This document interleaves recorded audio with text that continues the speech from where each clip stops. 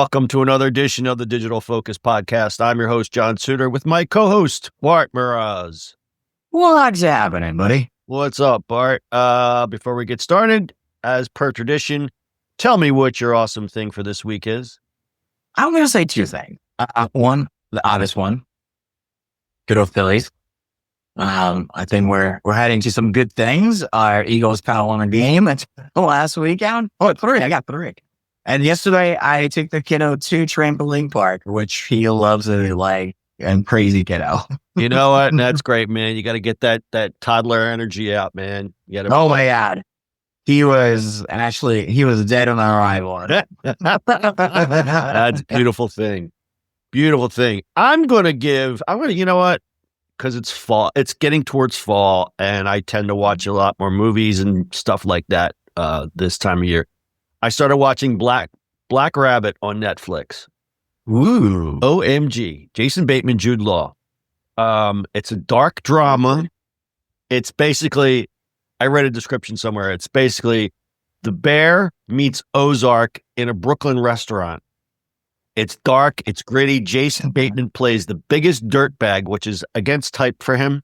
Like he's played some shady characters, but he actually looks like a dirtbag in this. What was the other thing that's based in Philly?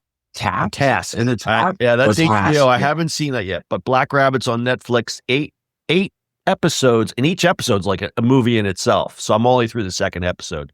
Fan-effing-tastic. So that is my recommendation. I'll give it 10 popcorns. 10 popcorns on grab. 10 popcorn. I like it. All right, let's begin. Leaders call for AI red lines.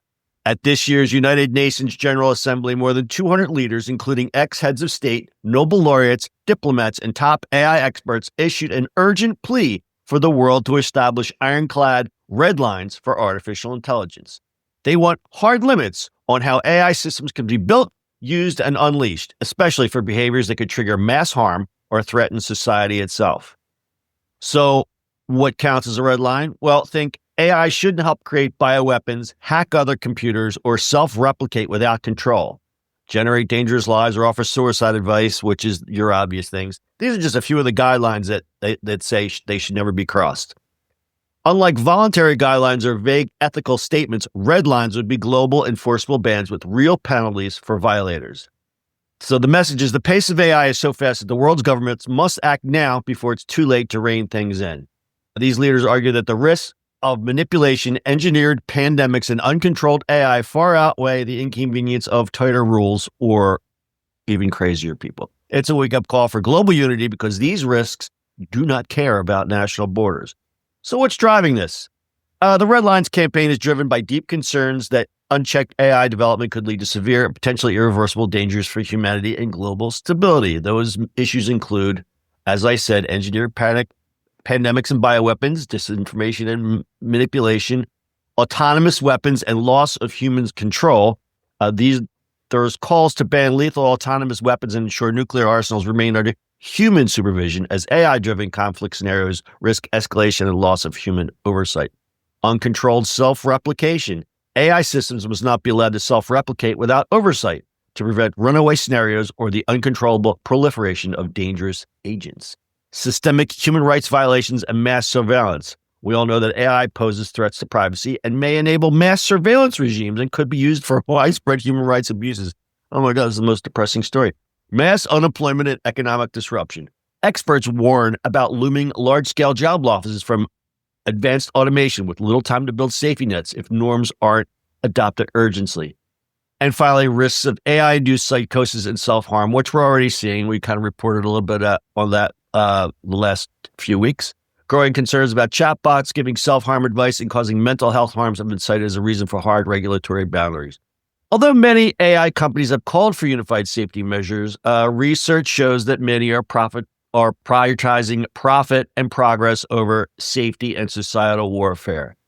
This is the fundamental reason behind this initiative, as responsible safety policies within companies fall short of real enforcement, and an independent global institution with teeth is needed to define, monitor, and enforce the red lines. And finally, the professor of computer science at UC Berkeley, Stuart Russell, believes AI companies can comply by not building AGI until they know how to make it safe. Just like nuclear power developers did not build nuclear plants until they had some idea how to stop them from exploding.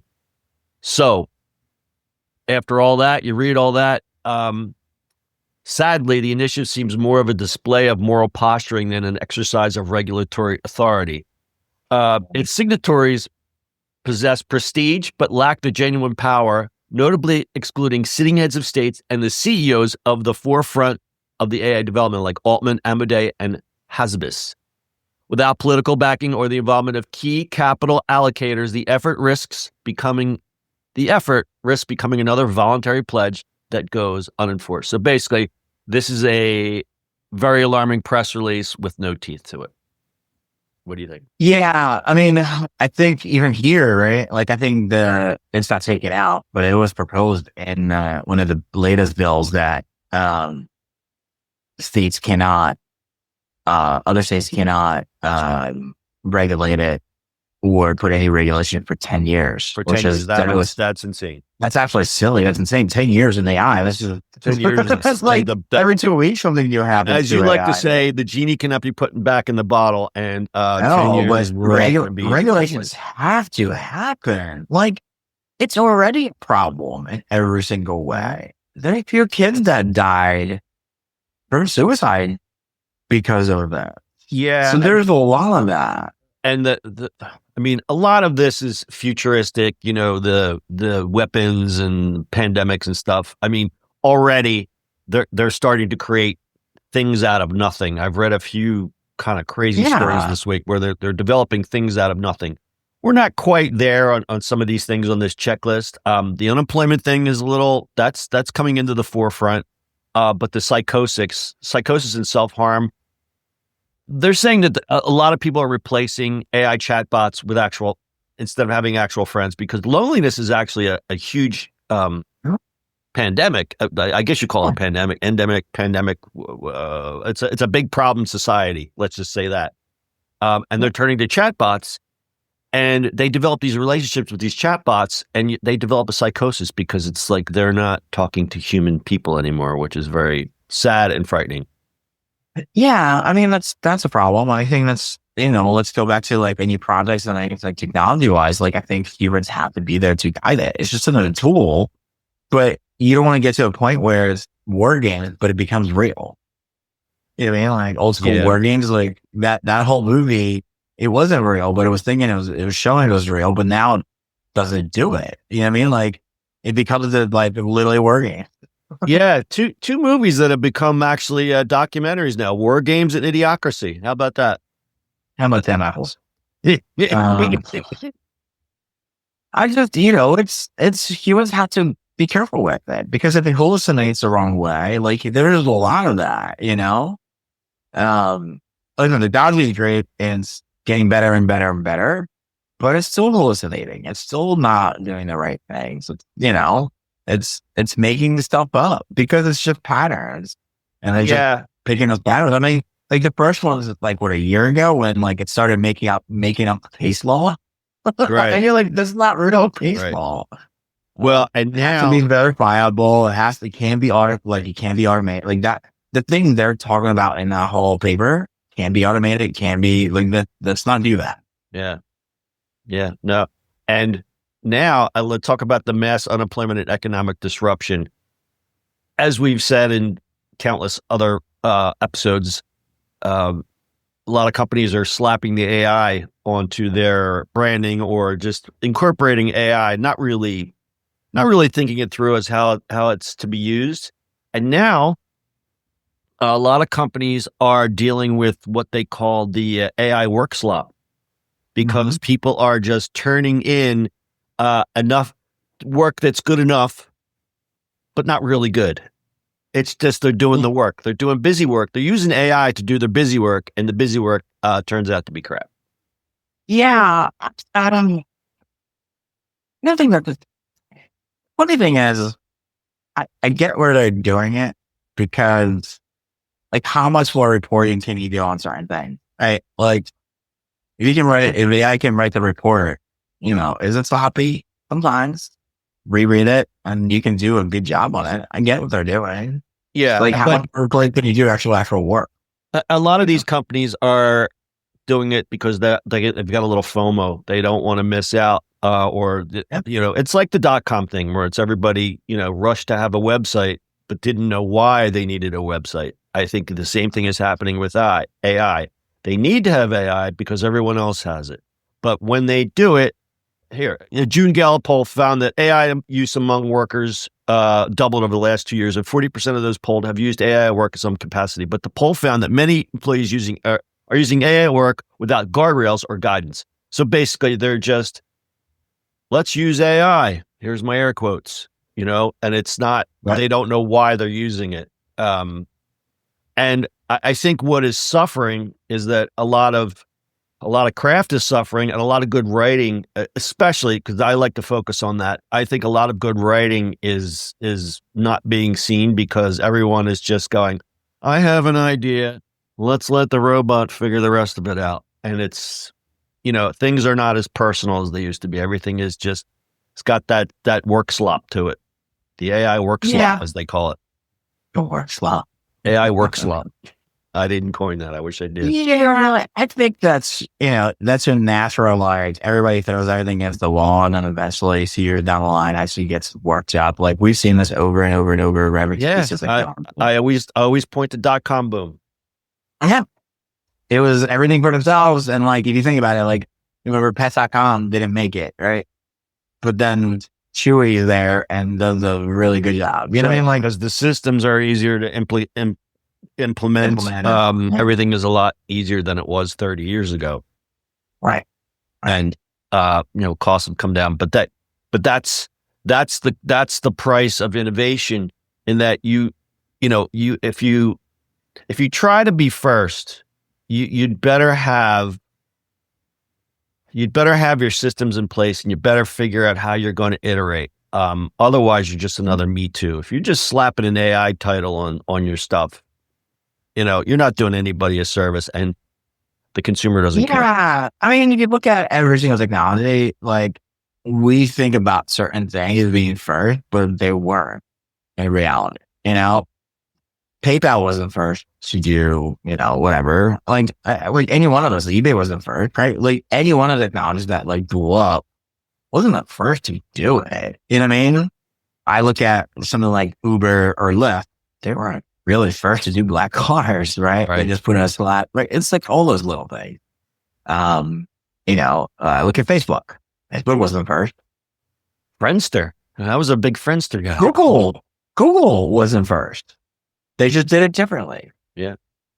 I mean, Ultra first credit, Ask Jeeves and WebCrawl. Right. So I was just going to say, sometimes there's a cost of having the first mover advantage. A lot of people don't remember the first mover. They just remember who made the most influence. I mean, you look at in Father's example is we just started playing with Perplexity's new browser. Remember when Netscape first came out? Yeah. Yeah. So like, it's like you're definitely changing the world a little bit. Speaking of Perplexity browser Comet was released, and Bart was kind enough to find a code for me, and I will share, because it allowed me to sign up for the browser. And I also have 5 codes to give out, which I will put in the show notes if anybody wants it, because nobody I know personally knows how to work that stuff. So you guys can. I think I have 2 more invites. So I'm to throw that at that too. So I'm going to give them out. I'll put them in the show notes. All right, let's get on to the next story. Google's Gemini is coming to your TV. Google is bringing Gemini, its advanced AI assistant, to your screen. Gemini AI brings a vastly smarter and more conversational experience to Google TVs, turning the screen into a true household assistant. Instead of relying on basic voice commands, viewers can now chat naturally with their TV, whether asking for recommendations tailored to each family member's taste, catching up on past shows, or hunting down a movie whose name they forgot. Gemini can recap previous seasons, suggest new content based on what's trending on each user's vibe, and help with real-life tasks like homework, recipes, or learning new skills using relevant YouTube tutorials. It's designed to understand context and continue the conversation, making entertainment discovery more personal and helpful. Early adopters get Gemini on TCL's QM9K series first, with a wider rollout to more Google TV models and streaming devices coming later in 2025. All the classic assistant features remain now, with a big boost from next-gen AI. So, Bart, how is this different from Alexa? Well, funny enough, I just got the Lady on Tube Plus for free. Apparently, it's better than the usual Lady on Tube. So we shall see. All right. I look forward to a report, but let's talk about how TV controls specifically right now. How do you watch TV? That was a trick question. No, I don't watch TV. I do. The only time I watch TV really is when when the kid watches TV, and that's usually just the cartoons. I watch TV when there's sports on. That's it. Oh yeah, I mean sports, but it depends where I'm at. I use the Lady in Soup to control the TV from time to time. It actually becomes useful. So mine is kind of connected to my TV. I tell her to pause it or mute it or turn it off. That's kind of fun. You're way more advanced than me. I don't use voice controls at all for my TV. Oh, it's Lady in Soup that controls it, which is great because sometimes you're in the kitchen and you're like, I just need to pause it, or kiddo's running to the bathroom and he wants to watch a thing and I can't find the remote. So you just tell her to pause it. It's great. So what do you have echoes, or what do you have? You have echoes or spots or whatever. Okay. Yeah. And you have it connected to your TV. I never did that. It's glorious. I know it's kind of weird, but it works. I use it all the time. That's interesting.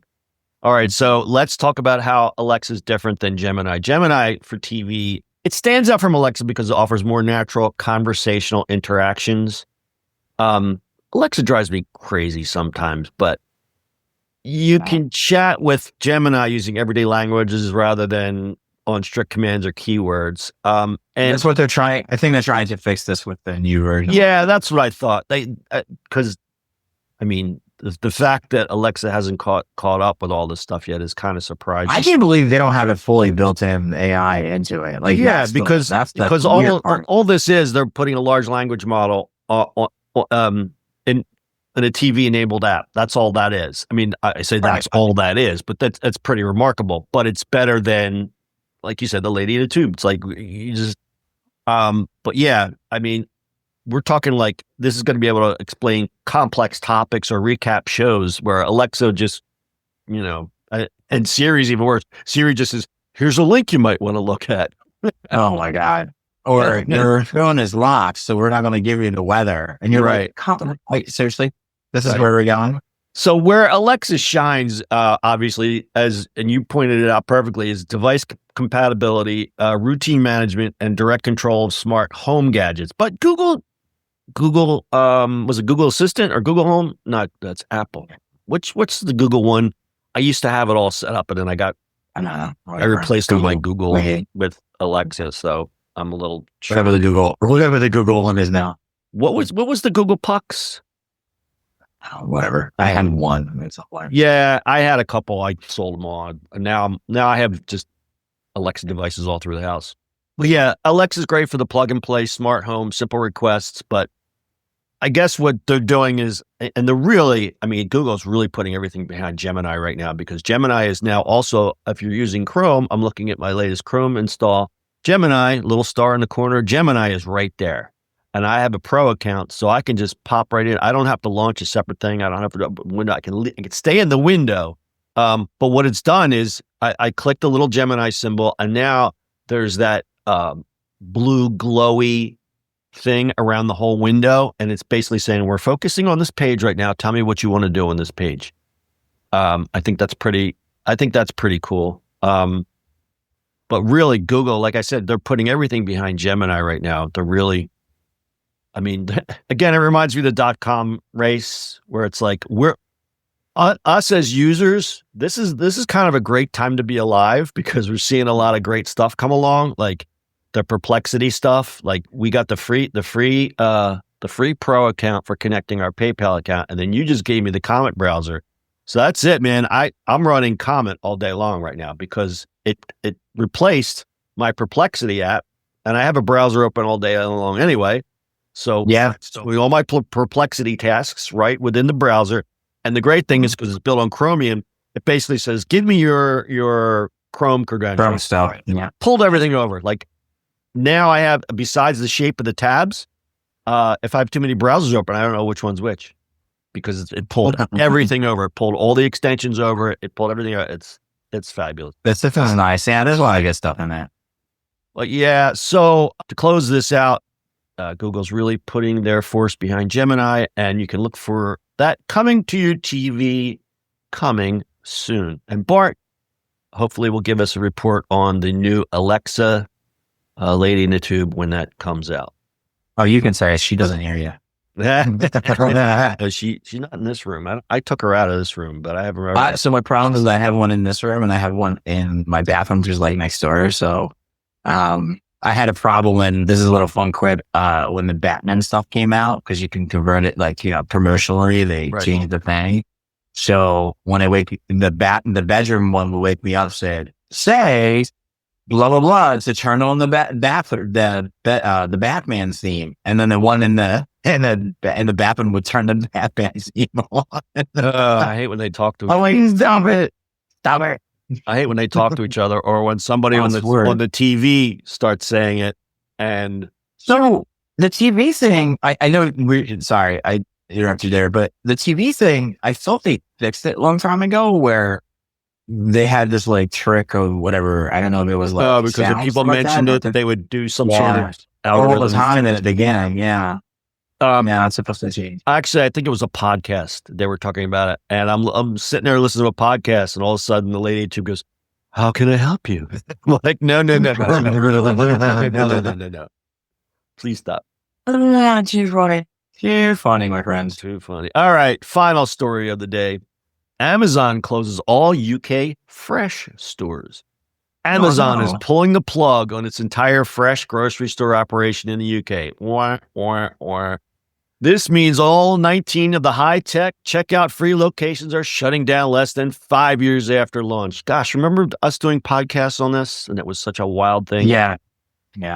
Shut down after 5 years after launch, a major shakeup for British retail. About 250 jobs are at risk, although Amazon vows to redeploy staff wherever possible. The twist? 5 of these fresh stores will be reborn as Whole Foods market outlets, doubling Amazon's premium grocery footprint in the UK by 2026. Amazon insists it's deeply invested in the British grocery market and is ramping up online delivery through partnerships with Morrisons, Co-op, Iceland, and GoPuff. Why the pivot? The novelty of cashierless shopping faded, competition from big supermarkets intensified, and Amazon saw greater growth prospects in online groceries. By next year, Amazon plans to offer same-day delivery of perishables to most prime households in Britain, betting that shoppers want convenience on their screens, not just in-store aisles. So brick-and-mortar fresh is going away, but Amazon's grocery ambitions still very much alive, just shifting to where British consumers want them: online. I don't know what to say about this. It's kind of like pour one out for the cashierless checkout thing and all those cameras and all those devices. And Amazon's 2026 plan aims for more than 80% of UK Prime members to access at least one of these partners, these takeout partners: Morrisons, Iceland, Co-op, and GoPuff.